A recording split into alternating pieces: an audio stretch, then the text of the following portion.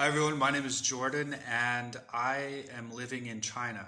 I've lived in China for over a year and have been here since the outbreak a couple months ago. And the reason why I'm making this video is because I've noticed the pandemic reach the West, and more specifically in my home, Sherwood Park, Alberta, where I wouldn't have thought there'd be as many cases there are and are growing daily. I guess I just wanted to offer a sense of hope, which is important because I've gone through what you're all going through, being ahead of it here in China. Differentiated, of course, but being quarantined for 2 months, it's been difficult, and I just thought I would share with you a little bit about my experience and about what's happening here in China on the ground.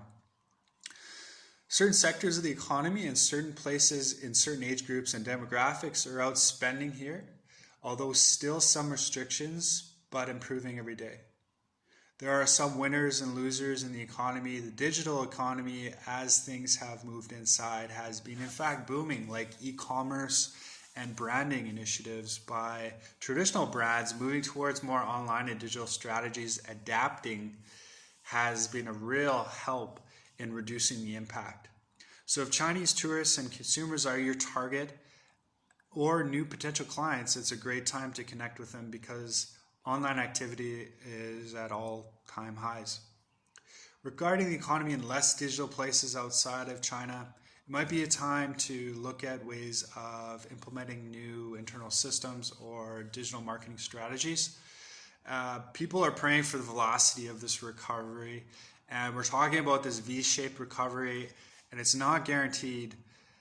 It depends on how fast the vaccine comes out, how well social distancing is going, and people actually taking the advice of the physicians in social distancing, and a lot of other things.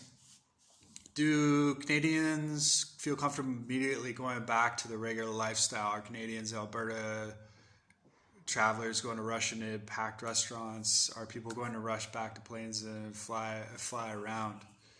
And I've had to deal with some of these questions here during the outbreak.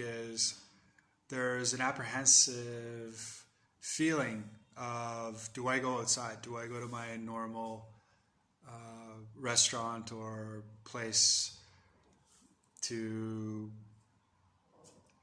enjoy activities, what have you? These are the questions that are real, and I mean, there are good things too, using technology to stay connected with people, doing fun things online. I know I've been quite active in the digital space here and noticed a lot of interesting things families are doing online with their kids and friends, but the point is it's a community, and notice people here in China really have embraced this and has really helped them get through this difficult period. We don't know how it's going to be, how long it's going to be, and what the recovery is going to look like, but the important thing is that the spirit is still very strong. And I was having dinner in my apartment, and you constantly hear cheering and applause of people. Today we just had a day of mourning for all the victims, and sirens are going off, all the flags are at half-mast. Right where I live, and there are a lot of people lining the sidewalks, clapping and cheering, as well as online people sending videos out of support for the EMTs, the first responders, everybody really having to pitch in spirit to try and hold this thing together. We can talk about the doctors, the nurses, but don't forget the janitors, the teachers, and the mothers and fathers. And I think if you're a single parent, there's tremendous pressure just being at home, and teachers managing online students as schools aren't open is also quite challenging. So there are all kinds of differentials. And of course, Canada has a lot of immigrants from China who are innocent and facing stigmatization. And just wanted to say that they are concerned too. They are net contributors, and I've seen a lot of Chinese people worried about this. So in closing, in such difficult time, community and spirit, at least what I've seen here, has been a really great thing to behold. So when you see people on the front lines, teachers, doctors, parents, make sure each one of us, our friends or family, acknowledge that we are fighting and in a real hard fight. But again, being ahead of this thing in China, I've noticed positive trends and confident they will reach the West very soon. So stay safe, and I look forward to hearing about the positive news that should be coming from the West very shortly.